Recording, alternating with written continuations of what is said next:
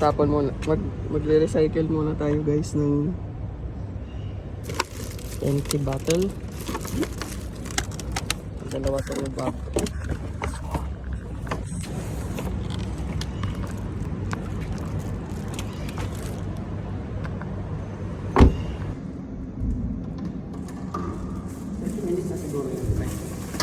So guys, ito ginagamit ko yung points nito, nire-redeem ko siya sa gasoline station para libre na yung gas ng sasakyan ko.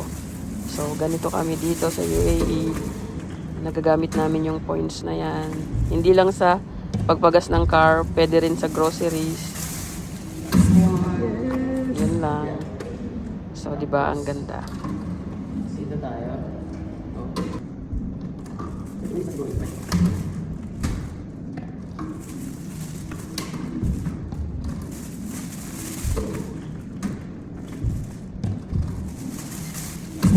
Get the points. Get points. Complete. Yay! Bravo! Yeah.